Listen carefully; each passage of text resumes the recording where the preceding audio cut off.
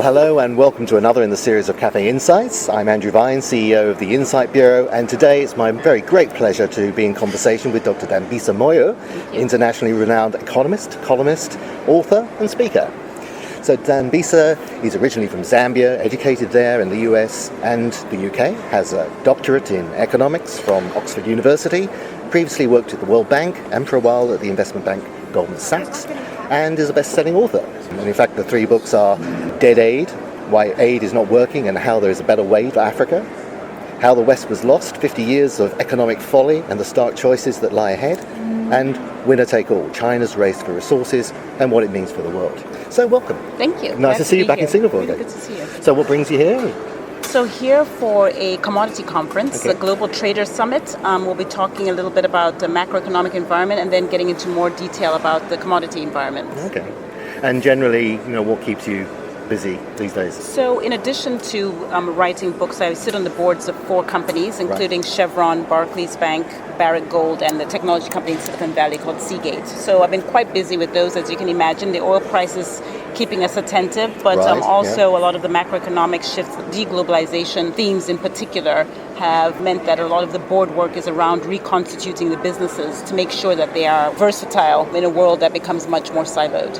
I mean, as a speaker and advisor, you're talking about the macroeconomy, geopolitics, the markets, but also strategic issues that face the organisation for the 21st century. Absolutely. So in a nutshell, everything that makes the commercial world go round. Well, hopefully. I mean, I've been very focused recently on this whole idea that really what sets one company apart from another company is capital allocation. In fact, there's a lot of studies that show that businesses where the CEO's only job is capital allocation and everything else is ceded to another person, the president of the company, the COO. So by that I mean legal, compliance, human resources, etc. Those type of businesses tend to outperform. So, in a world where there's a lot of regulation, a lot of noise, the risks and geopolitics and macroeconomic environment and regulators are on our backs, how do we make sure that the CEO is 100% focused on the capital allocation decision? What are they going to do with that marginal dollar? How will they spend it? Because right now there is a lot of noise. I mean, I think economics has become much more difficult. And it sounds like politics is kind of trumping economics at the moment. It's hard for companies to kind of make sense of and then keep their eye on the main thing. Yeah, and it's funny because I think this is a little bit hard for economists to swallow, but I think the truth, politics tends to trump economics even in more peaceful times. I mean, ultimately, the license to trade, regulation, issues around monopolistic behavior, et cetera, are determined by regulators. And so you're right, the best businesses have always really focused on what's going on in the politics. Yes.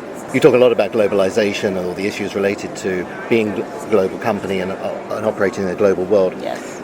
But we seem to be hearing more and more voices, talking about the end of globalization or it really kind of slowing up or going in reverse. Is that really true?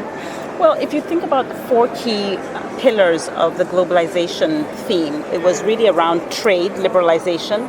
It was around capital flows, cross-border capital flows. It was around the movement of people, which is immigration. And then the 4th aspect was really about the size of government. So the fact that government is going to be relatively small. These are the real main pillars of the Washington consensus. I mean, you could add to that also the permeation of ideas, for argument's sake. So what we have seen recently in the last 10 years for sure, reduction in the amount of trade flows.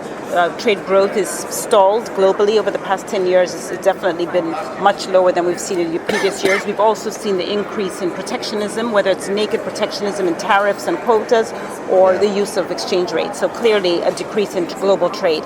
Cross-border capital flows very similarly. If you look at numbers from the Bank of International Settlements, for example, cross-border capital flows are down about 9-10% over the last couple of years. So also a very big theme of capital returning to home countries, a home bias. And then immigration, we know that's always been a very nationalistic as opposed to a global agenda. It never actually did take off. And then finally, I would say with regards to the size of government, it's now a situation where the government is becoming bigger, a much more important role. In fact, if you look at the top 10 largest employers in the world, 7 of them are government. You mentioned earlier that you're still working on your next book. Yes. Out next year sometime. Yes, that's right. A bit premature to talk about it, but it's really focusing on growth and reforming democracy. Yes, yeah, that's exactly right. So, as I intimated a moment ago, I am, born and bred with a PhD in economics, and so very much of the lens that issues around global growth, income inequality have to be solved with the pure economic lens. Right. What we are seeing, just going back to what you said earlier, is that we're now heavily dominated by geopolitical risk and by political decisions and political institutions. I must say there's also an acknowledgement that those institutions have become weaker. I think there are real concerns around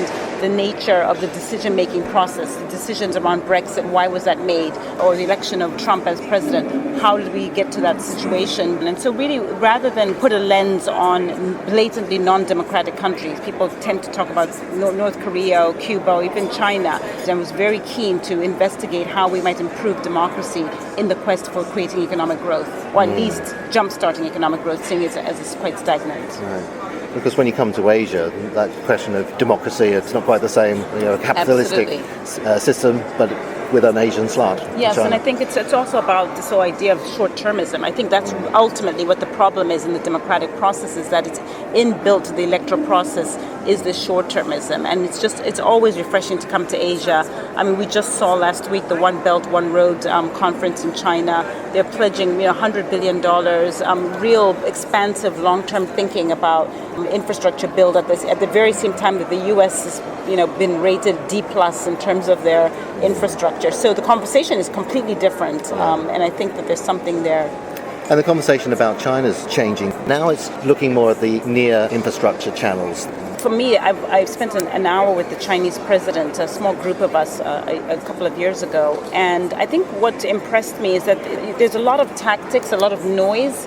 And I think the important thing for public policy to do is to focus on the signals. And they're very clear that, that they needed to invest in infrastructure. And it's not just about the need for physical capabilities to boost growth, but it's also about the geopolitical aspect of maintaining a footprint globally. And I think that that's quite impressive.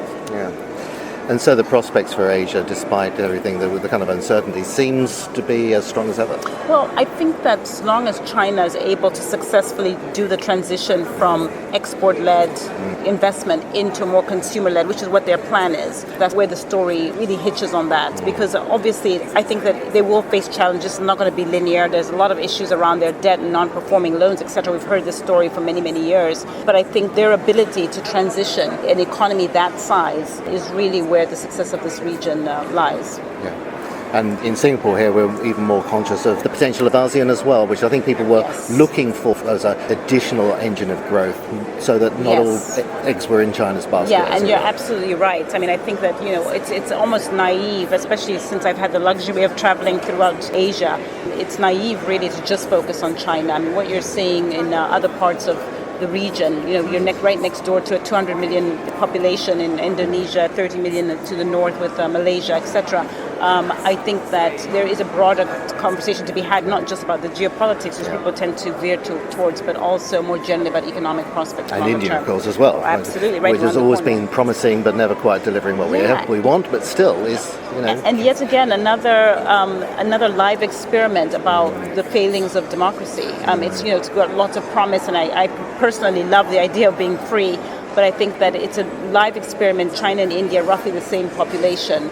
India has really struggled to have sustained, what I would see as a sustained economic performance. They're doing well, but it seems to be quite patchy. And you've spoken about that magic 7% growth, and we're kind of falling short on that. Is that worrisome? Yeah, so in order to double per capita incomes in one generation, which is about 25 years, you need to be growing at around 7% per year. We are falling short. The scary thing is, according to a World Economic Outlook report by the IMF in 2014, they say that they do not expect the global economy to ever see those types of rates of growth ever again. And then I think those are where the structural issues come in. Issues around productivity decline, which is a very big theme in the US and Europe now, but also demographic shifts of the population, technology, and underclass, jobless underclass. So there are some structural themes that I think put a cap on growth. Well, you talk to a range of different audiences. Sometimes it's investors and other times it's academia, but a lot of the time it's businesses, as you said, advising senior level meetings. Just to finish up a bit on really is, what do you see as being the challenges on the agenda for the corporation of the 21st century? What are they having to get to grips with? I think that's a fantastic question. From the vantage point of my board work, but also spending a lot of time on the road, it's absolutely about capital allocation. And one of the worrying statistics for me, and I've written extensively on this, is the fact that over the last 8 months, you've seen that the dividend to retained earnings ratio is over 100%. So put another way, companies are now preferring to pay dividends and to pay for share buybacks rather than reinvest the capital. Yeah. And that theme suggests to me that the CEOs don't feel comfortable about the long-term prospects of delivering economic gains in their businesses. And that is a theme that's been gathering a lot of momentum. The other thing, which I think is worth thinking about, is that we're seeing a lot of delistings from the stock market. So companies are now going much more private. And I think it's because they are worried about being subjected to short-termism, which is quarterly reporting cycles. But again, I think there's a concern that they're not really going to be able to deliver the outperformance that shareholders will want in the near term. Yeah. Well, Dambisa, it's great to meet you. It's a pleasure to see you, nice Andrew. to spend a little time with me to answer these questions and to get a little bit more insight about how you think about the world. Look forward to seeing you again soon. Yes, absolutely. I look forward to it. Thank you. Thank you very much.